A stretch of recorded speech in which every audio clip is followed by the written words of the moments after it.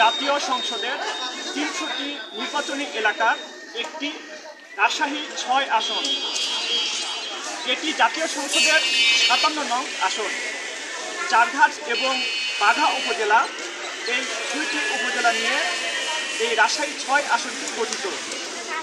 ২০২৪ সালের ৫ আগস্ট দেশের শাসন ক্ষমতা যেভাবে পরিবর্তন হয়েছে সেটি কতটুকু সঠিক বা ভুল হয়েছে সেটি জানতে এসেছিলাম রাজশাহী চারঘাট উপজেলায়। চলুন দেখি এই উপজেলার লোকজন এ বিষয়ে কে কি বলে। আচ্ছা, আমি প্রশ্নটা করি, তারপরে উত্তর দিবেন। হ্যাঁ,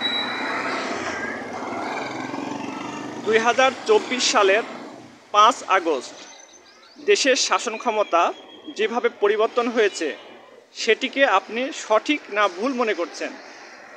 আমার সঠিক মনে হচ্ছে এই কারণে যে কোটা আন্দোলন ছাত্র জনতারা যে আন্দোলনের মাধ্যম দিয়ে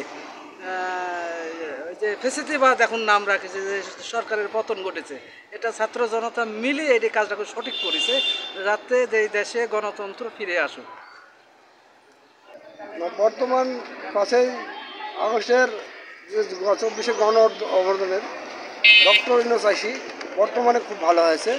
এভাবেই যদি ডক্টর ইউনূস চালাতে পারে তাহলে দেখা যাবে যে দেশের শান্তি নিরাপত্তা সম্ভব হবে। কেন আপনি এটিকে সঠিক মনে করছেন? বিগত সরকারের আমলে যে দুর্নীতি, এখন যে কথাগুলো বের হচ্ছে যে অনেক নেতারা এদেশের হাজার হাজার কোটি আত্মসাৎ করেছে, হাজার হাজার কোটি টাকা, এগুলা সাধারণ জনগণের টাকা। তো এই টাকাগুলো এখন দেশে ফিরে আসে, তো আমরা সাধারণ লোক আর কি, গরিব শ্রেণীর, যদি আমাদের এই গরিব শ্রেণীর উপরে বরাদ্দ দেয় সরকার তাহলে আমরা একটু সচ্ছলতা বোধ করব। ইতিপূর্বে যে রাজনৈতিক দল কিনেছিল সব নয় নিজ নিজ দলের স্বার্থবাজ, সব নিজের ক্ষমতা, নিজের বাড়ি গাড়ি করার লেগে অর্থ দেয়। সাধারণ জনগণের কেউ তো ভাবে না, সাধারণ জনগণ যে কীভাবে চলছে, কীভাবে খাবে, কী কর্ম করবে, এটা থেকে ভাবে না। দশম জাতীয় সংসদ নির্বাচনে ভোট কেন্দ্রগুলোতে সিসি ক্যামেরা দেওয়া হয়েছিল কি? যদি দেওয়া হয়ে থাকে তবে সিসি ক্যামেরার পাশাপাশি বিএনপি জামায়াতরা নির্বাচনের ভোট কেন্দ্রগুলোর মাঠগুলোতে প্রজেক্টর দেওয়ার প্রস্তাব করলে নির্বাচন কি সুষ্ঠু, স্বচ্ছ, নিরপেক্ষ এবং জবাবদিহিতাপূর্ণ হতো? দেখুন, এটা তো কঠিন প্রশ্ন, আমরা সাধারণ ভেনালা তো বুঝতে পারিনি। তবে বিগত যে কটা ভোট দেখছি আমরা, এই ভোটগুলা বিতর্কিত আসলে সঠিক হয়নি। আমরা ভোট দিতে গেছি কেন্দ্রে, যাই দেখি যে মাঠে ভোট দেওয়ার পরিবেশ সুন্দর ছিল না। প্রজেক্টের যদি দেন আপনি মাঠে, সিসি ক্যামেরা দিলে সিসি ক্যামেরাতে দেখা যাবে কে কী অকারেন্স করছে, এটা দেখা যাবে, বোঝা যাবে। কিন্তু প্রজেক্টর দিলে এই প্রজেক্টরে অনেকজন ধরেন দলের লোক থাকে, এই দলের লোক যে ওর গোপনেভাবে ভোট করে নেবে না এর কোনো নিশ্চিততা নাই। তাই ভোট আপনার গোপনেই সবচেয়ে ভালো, উত্তম।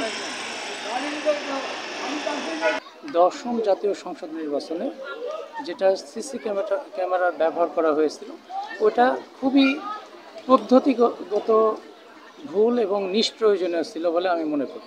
কিন্তু সময়ের সাথে সাথে এখন কিংবা আগামীতে সিসি ক্যামেরা করা যেতে পারে, কিন্তু আপনার সাথে একমত হয়ে আমি এটা বলছি যে এটা হতে হবে প্রত্যেকটা কেন্দ্রভিত্তিক, এবং স্থানীয় ভোটাররা, স্থানীয় প্রতিনিধিরা, স্থানীয়ভাবে সংশ্লিষ্ট ভোটের যারা স্টক হোল্ডার তারা যাতে এটা সরাসরি দেখতে পারে কিংবা পর্যবেক্ষণ করতে পারে, এই ব্যবস্থা থাকতে হবে। আর যেটা দশম সংসদ নির্বাচনের যে সিসিটিভি ক্যামেরা দেওয়া ছিল এটা নিষ্প্রয়োজন মনে করি এবং পদ্ধতিগত ভুল মনে করি এজন্যই যে সেটা ছিল একেবারে নির্বাচন কমিশনের যারা কর্মকর্তা আছে তারাই শুধু মনিটরিং করতে পারে। এখানে সাধারণ মানুষ, সাধারণ ভোটার এবং এই ভোটের সাথে যত স্টক হোল্ডার সংশ্লিষ্ট আছে তাদের মনিটরিংয়ের কোনো ব্যবস্থা ছিল না। আর সারা দেশের একই সাথে সারা দেশের ভোটের চিত্রটা সিসি ক্যামেরার মাধ্যমে অনিয়মগুলা একই জায়গা কিংবা একাধিক সরকারি দপ্তর থেকে এখানে অনিয়মগুলা পরিলক্ষিত করা কোনোভাবে সম্ভব না। এখন যদি এটা সম্ভব হয় যে প্রত্যেকটা কেন্দ্রে স্ব কেন্দ্রের প্রতিনিধি ভোটাররা তারা যদি মনিটরিং করতে পারে তাহলে এটা সম্ভব। তবে আমরা এটা বলা সত্ত্বেও এটা সময়ের দাবি হলেও সময় উপযোগী না।